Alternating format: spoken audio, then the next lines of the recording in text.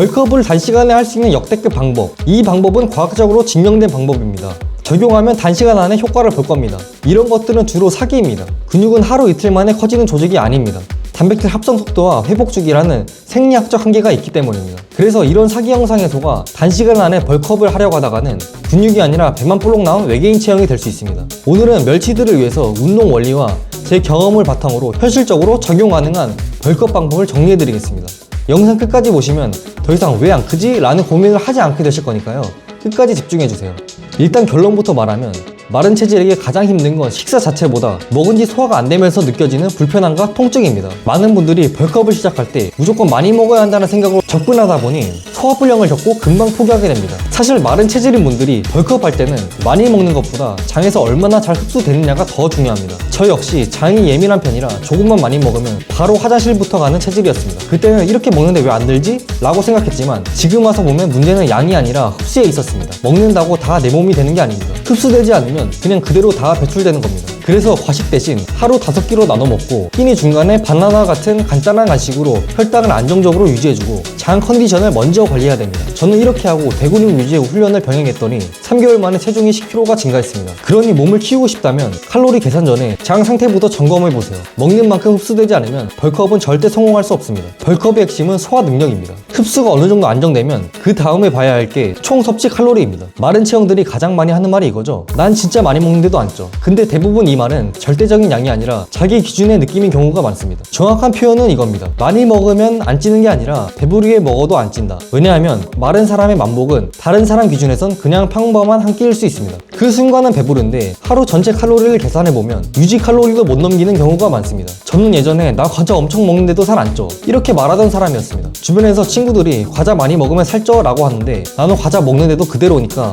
나는 원래 살 안 찌는 체질이구나 라고 스스로와 타협했었습니다. 근데 진짜 문제는 과자가 아니라 기본 세끼의 식사량이 부족했던 겁니다. 그래서 제가 추천하는 방법은 딱 2가지입니다. 첫 번째, 간식을 반드시 먹어라. 마른 체질은 한 번에 먹는 양이 적기 때문에 간식으로 총 칼로리를 늘리는 게 거의 필수입니다. 간식으로는 바나나, 땅콩버터, 흰쌀밥으로 만든 주먹밥, 두유, 감자를 추천드립니다. 바쁘신 직장인분들은 단백질 보충제 WPI에 두유와 바나나 또는 땅콩버터 한 스푼을 넣어서 드시길 바랍니다. 보충제는 탄수화물 비율이 높은 신타식스 아이솔레이트를 추천드립니다. 두 번째, 천천히 먹어라. 이게 진짜 중요합니다. 왜냐면 천천히 먹으면 더 많이 들어갑니다. 마른 사람들은 보통 빨리 먹고 한 2-30분 만에 아 배불러 하고 끝냅니다. 근데 거기서 멈추면 총 칼로리가 부족해집니다. 먹는 것에 한계가 왔을 때 조금씩 소화시키고 여유가 생기면 한 번 덮어서 한 입 먹고 유튜브나 드라마 보면서 몇 숟갈씩 계속 넣는 겁니다. 저는 길게 먹을 때 한 끼를 2-3시간 먹은 적도 있습니다. 3시간 내내 밥만 먹는 게 아니라 영상 보면서 안주처럼 계속 넣는 느낌입니다. 물론 처음엔 진짜 힘듭니다. 근데 이것도 훈련처럼 익숙해지면 훨씬 편해져요. 그러니까 초반엔 먹는 것도 운동이다 라고 생각하고 억지로라도 해보세요. 이제 여기서 단백질을 얼만큼 먹어야 되는지도 궁금하실 텐데요. 키로당 1.6에서 2.0g 드시면 됩니다. 근데 여기서 마른 분들은 또 한 번 막힙니다. 단백질을 많이 먹어야 한다는 말은 들었는데 막상 먹어보면 배가 너무 부릅니다.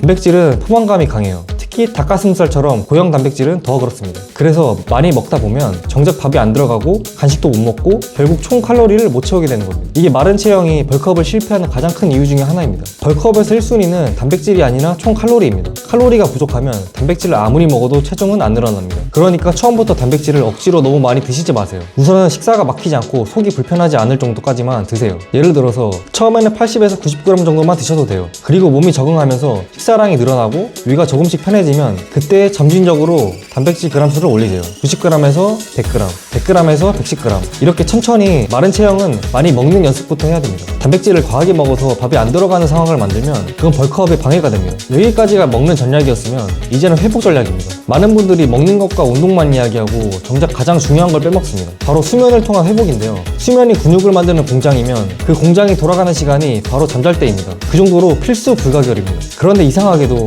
수면의 중요성이 잘 강조되지가 않아요. 보충제처럼 눈에 보이지가 않기 때문이죠. 결국 성장은 수면에서 일어납니다. 하루 7시간 이상은 반드시 주무셔야 돼요. 수면이 충분해야 근육과 신경계 회복 속도가 빨라지고 운동 퍼포먼스가 좋아지고 먹은 음식도 훨씬 잘 소화됩니다. 특히 마른 체형은 먹는 것 자체가 힘들기 때문에 소화 능력과 회복 능력이 같이 올라가야 벌크가 굴러가기 시작합니다. 잠이 부족하면 식욕도 떨어지고 소화도 예민해지고 훈련 강도도 내려갑니다. 그러면 결국 먹는 것도 운동도 성장도 다 멈춰버립니다. 그러니 제발 잠을 3-4시간 자면서 몸 혹사시키지 말고 충분히 자고 운동해야 합니다. 그렇게 하는데도 피로감이 여전히 느껴지면 람보기니 영양제 드시는 걸 추천드립니다. 다음은 근력 운동입니다. 저는 개인적으로 지방이 잘 안 붙는 마른 체형일수록 식사만큼이나 근력 운동이 중요하다고 생각합니다. 먹기만 하고 운동을 병행하지 않으면 벌크업이 아니라 배만 볼록 나온 외계인 체형이 될 수 있기 때문입니다. 그런데 또 여기서 많은 초보자들이 한 가지 큰 착각을 합니다. 벌크업을 할 때 처음부터 고중량을 들어야 한다고 생각합니다. 이건 부상으로 이어지기 딱 좋은 생각이에요. 왜냐면 초보자는 자세도 엉성하고 근신경계가 발달되지 않은 상태에서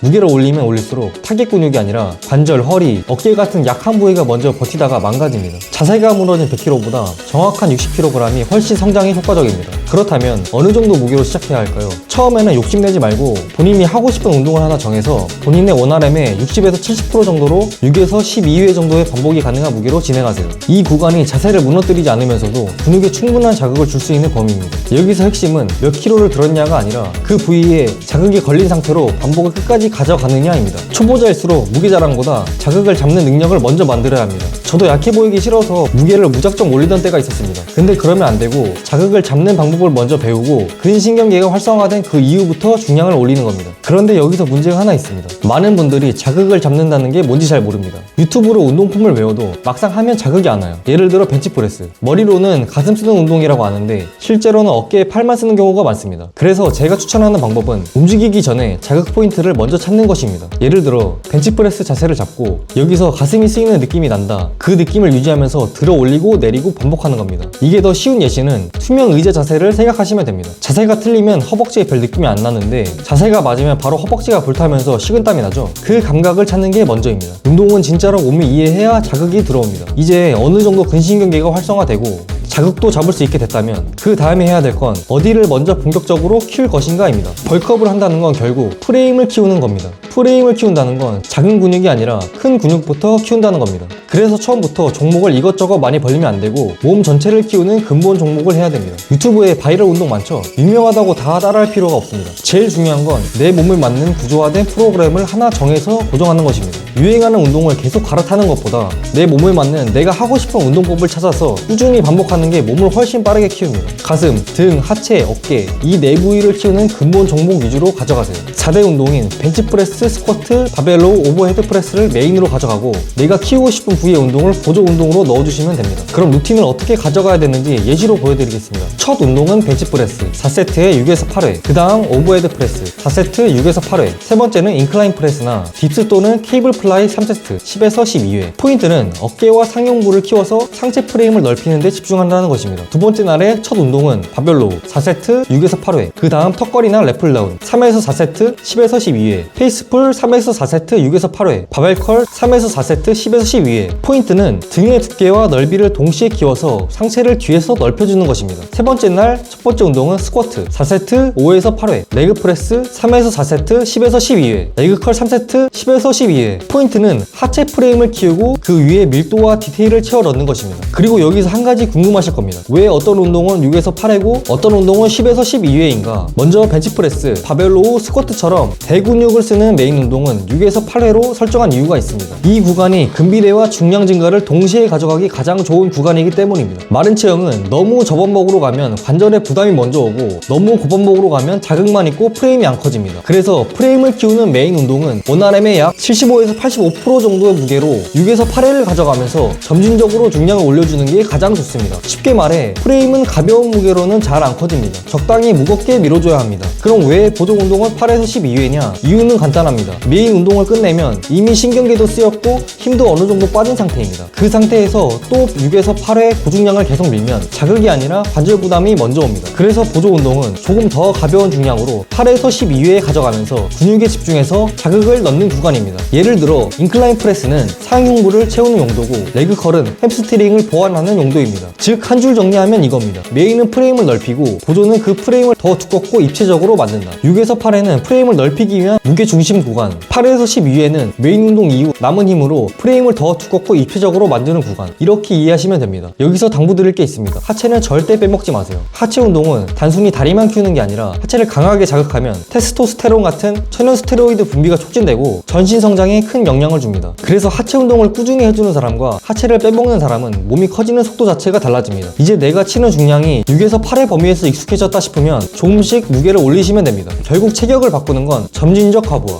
즉 중량 증가입니다. 예를 들어 이번 주에 60kg로 6회가 안정적으로 나왔다면 다음 주는 같은 60kg로 7에서 8회를 먼저 채우는 겁니다. 그리고 60kg로 8회가 여유있게 찍히는 순간 그 다음 주에 62.5kg으로 6회부터 다시 시작하는 겁니다. 이런 식으로 8회 상단을 찍으면 증량 후 다시 6회부터 쌓아가기, 이 구조로 가는 게 가장 안전하고 확실합니다. 근데 여기서 반드시 알아야 할 주의점이 있는데 초반에는 무게가 굉장히 빠르게 오릅니다. 이건 근육이 갑자기 커져서가 아니라 근신경계가 활성화되면서 적응하는 과정입니다. 그리고 운동 후에는 염증성 팽창, 즉 펌핑과 부종 때문에 근육이 커진 것처럼 보입니다. 하지만 그건 진짜 벌크업이 아닙니다. 그래서 조급해지면 안 됩니다. 초반에 빨리 오른다고 욕심내서 무게를 급격히 올리면 자세가 무너지고 자극은 제대로 못 받으면서 부상 위험만 커집니다. 특히 허리, 어깨, 팔꿈치의 관절이 이렇게 하다가 많이 터집니다. 우리 생각보다 몸은 훨씬 천천히 바뀝니다. 하지만 자세 유지, 6에서 8의 범위, 상단 찍으면 증량, 이 원칙만 지키면 결국 체격은 바뀝니다. 급하게 키우려다 망치는 사람은 많지만 천천히 밀어서 실패한 사람은 거의 없습니다. 조급함 말고 누적, 그게 벌크업의 핵심입니다. 벌크업은 단거리 경주가 아닙니다. 근육은 느리게 성장합니다. 하지만 정확하게 하면 반드시 성장합니다. 많은 사람들이 다이어트는 엄청 힘들고 벌크는 그냥 많이 먹고 살찌면 된다고 생각합니다. 하지만 벌크도 진짜 뼈를 깎는 노력이 있어야 가능합니다. 먹는 것도 훈련이고 회복도 전략이고 무게를 올리는 것도 계산입니다. 조급함이 실패를 만들고 꾸준함이 체격을 만듭니다. 지금까지 막무가내로 운동했다면 오늘 알려드린 방식으로 한 달만 실행해보세요. 더 이상 왜 안 크지? 라는 고민을 하지 않게 될 겁니다. 오늘도 영상 봐주셔서 감사합니다. 앞으로도 운동 초보들에게 필요한 정보로 돌아오겠습니다. 구독과 좋아요, 알림 설정 부탁드립니다.